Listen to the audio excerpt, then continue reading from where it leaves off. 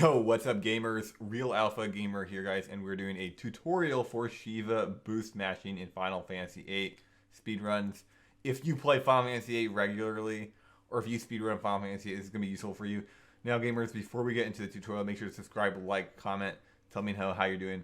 Alright guys, let's jump into the tutorial. Okay gamers, what I'm going to do is slide these two fingers against the square button like this. And what that's going to do is mash the square button twice as fast as just mashing it with one finger. Now, I had to take out my right analog stick in order for this to be doable. Because before I took the stick out, there wasn't actually enough space to slide my fingers against the square button.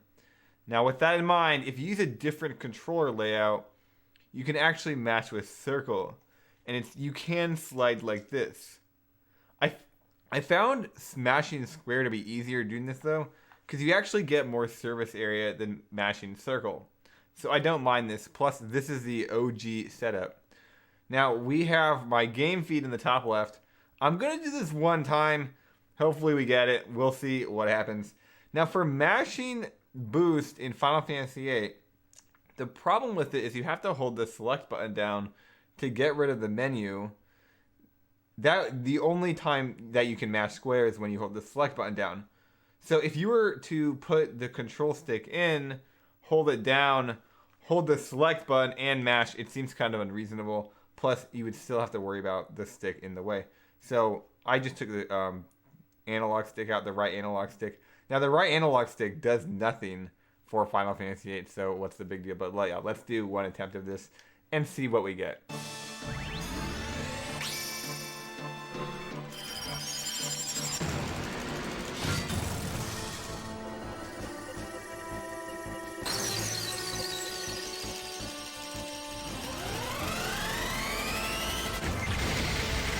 Okay, great. I got 203, and I would say that was not a very good attempt. Now, let's go into how exactly this works on the controller. So here's how this works. There's 4 buttons on the controller.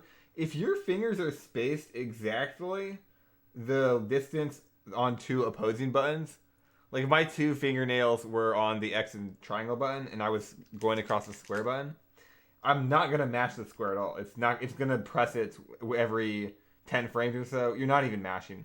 That doesn't count. So what that means is you actually want to space your fingernails slightly farther than the buttons. That way what's going to happen is you're constantly going to be crossing over the square button 2 times. And you go really far, it doesn't matter, because when you go back, you're still going to cross over it twice. That's another issue. If you cross over it and then you come back really fast, you're not going to be mashing the button. So you actually want to space your fingers really far out and then go really far over. Like the farther you go, the better almost. The third thing you really need to do is put pressure on the square button. This is by far the easiest thing to forget. If you're not putting pressure on the square button, you're not going to see the counter go up that much.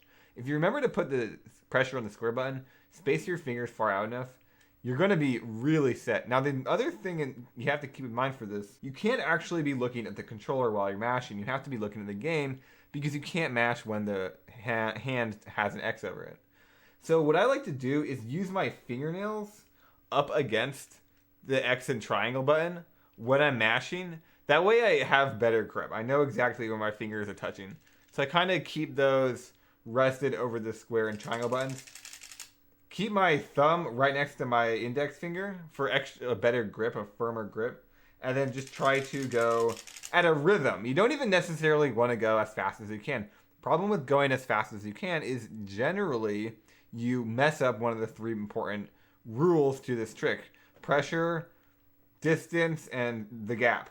So if you go faster, you're going to mess this up. So it's not going to work. So you kind of want to go more on a rhythm rather than speed. Now, in other games, rhythms, it's entirely about rhythm. In this game, there's a speed component. So I'm going to do this until I get 250, just to show you guys that you actually can get 250 doing this technique without much effort, without turbo.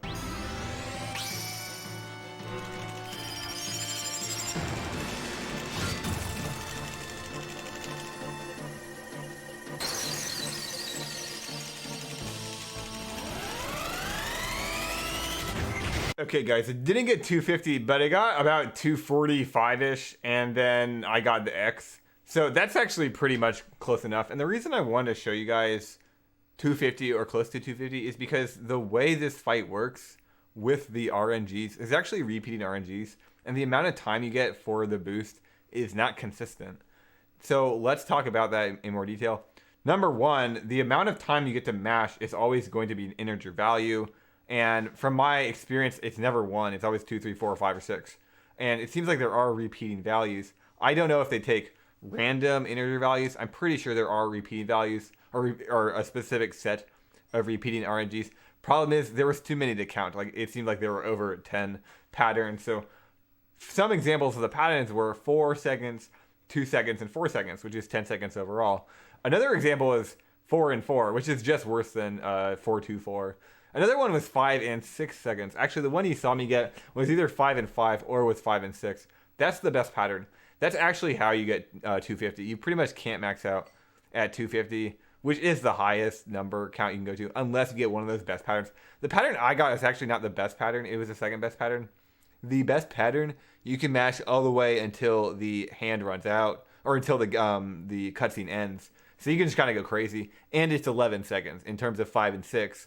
Which is even better because there's less downtime. If there's 3 sets, there's more downtime, so it's worse. So if you got something like 3-3-2, which is a pattern, that's terrible. You have 3 sets here, so there's going to be more downtime, and then they're not very long intervals per each section of mashing. So on those ones, it's pretty slow. So if you watch out and pay attention to how this fight works, if you practice enough or do enough runs, you can start to look out for some of those really good RNGs or really bad RNGs, or on certain RNGs when it starts and stops, and you can actually you can kind of anticipate when to mash. So you can actually improve your mashing in this fight just by doing that. So that's big. Another 2 things, sliding my fingernails against the plastic is kind of annoying after a while. And what happens is a lot of friction builds up, and it's kind of annoying to mash. Like, it's difficult.